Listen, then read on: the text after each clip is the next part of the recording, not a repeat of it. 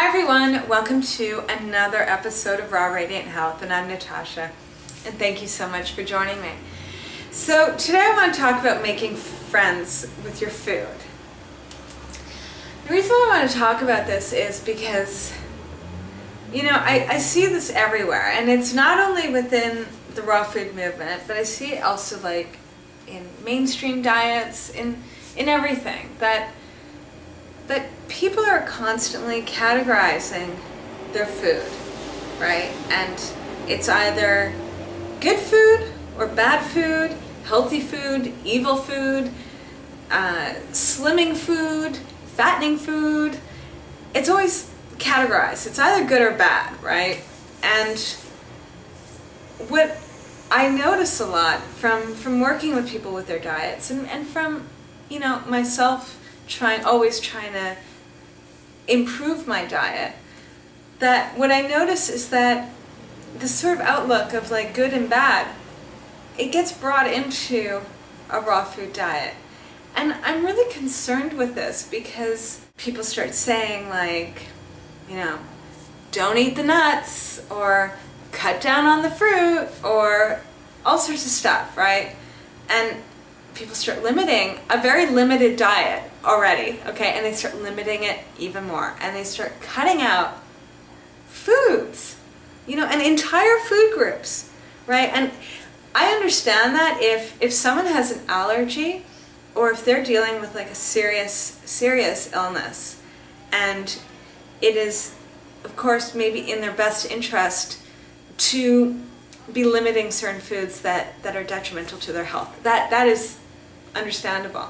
But for an average person that is trying to be healthier and have more energy and really build their immune system and get the proper amount of nutrition and just be at their best, what concerns me is that sometimes people start developing negative relationships with their food, and they start getting stressed out about it.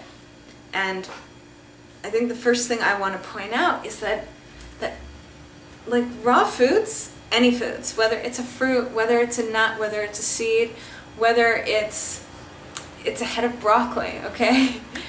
These foods are gifts from Mother Nature. They're gifts from the universe, okay?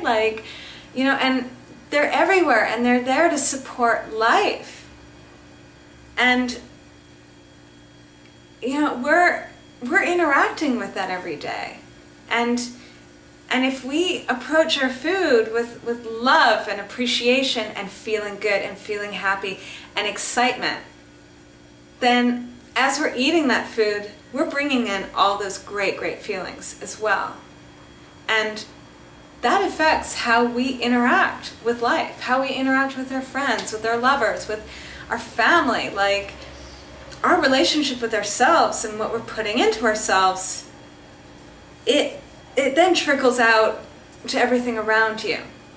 And I just find it's like if we're eating and we're feeling guilty, and if we're feeling deprived, and if we're feeling like angry with ourselves, or we're feeling like we're doing something wrong, then we're taking in negativity. And of course our body's going to react badly to that, because there's enough stress out around us all day long, and to be adding more of that into your life, that accumulates after a while, and it's not doing you or anyone any good. I think we all need to be reminded once in a while that food is food. It's there. It's, there's a reason why it exists, and there's a reason why you're reaching for it. And so if you're concerned you're eating too much fruit, maybe there's a reason why you need to be eating that fruit. Maybe there's something in there that is making you gravitate towards all that fruit. Or it might be with the nuts or seeds or whatever it is. Maybe you need, those oils because you need that as a buffer. There's nutrients in these foods that there's a reason, not only on an emotional level, but also on a physical level, as to why we crave things. Okay, like we're built to crave things in order to make us eat these things in order for us to get the nutrition that we need. You know, because from my own experience, as we all know, like a few months ago, I put on some weight, right, over a few months. And I was really freaked out because it was like the first time in my life that like I put on so much weight and so quickly, and it really, really freaked me out. And I was overeating raw foods at the time. And in the middle of it, I was developing like this relationship with my food, as if, you know, part of it is what's comforting me, but the other side of it, it was becoming my enemy because it was making me fat. And what started happening with this was that food became a stress in my life, and I no longer had a good relationship with my food. And then what ended up happening was I started having a negative relationship with myself. And in the middle of it, it is overwhelming, because sometimes you feel like, you know, you're like, why am I overeating on something? Why can't I just stop? Or why do I have to even eat this stuff? And, you know, so in the middle of it, it is just, you know, sometimes it's you just feel terrible. But then I want to remind you that, you know, these are times in your life, right? And we've all been through it. But we've also all been through points where a few months later, or like a year from now, you look back and you're like, okay, it was, you know, a few weeks or a few months that, like, you know, I went a little bit crazy on the tahini and honey, okay? Right? We all know I love tahini and honey. So I went crazy on tahini and honey for a few weeks, few months. But in the long run and the big perspective of my life, a few months out of my life and a few pounds that I gained during that time is nothing compared to the many years ahead of me, and, you know, the many years that I've lived.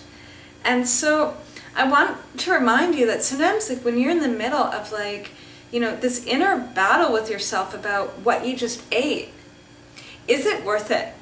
Because you can't change it, and it's one day. The next day you can wake up and start afresh. And even if the next day you go and you overeat on that same thing, things will probably be different in a few weeks, or in you know, a few weeks time, a month's time. You might not even be reaching for that food anymore. You know, I haven't had tahini in weeks, but I was addicted to it for, you know, I gave myself, I think, like 2-3 months. I was eating it every day, you know, and I don't even think about it now. And it just slowly, I let go of it. But I also started letting go of being so hard on myself and so controlling about what I was going to eat and what I was not going to eat. And, you know, I want to just tell you, from my own experience, is that, you know, more so than trying to lose weight, I've been just trying to have a good relationship with my food and with myself. And I've realized that that's what helps me have when I concentrate on, am I going to beat myself down or am I going to be happy? I make better choices with my food and with my lifestyle, with everything. So use that energy, if you can, to, instead of beating yourself down, use it to embrace yourself for what it is, and embrace yourself in that moment, because it's not going to last. I promise you. Things move on. And your food is your friend. It supports your life. So embrace it, appreciate it, and have fun with it. All right? So I'm leaving you guys with that. Have a fabulous, fabulous day, and I will see you tomorrow. Bye.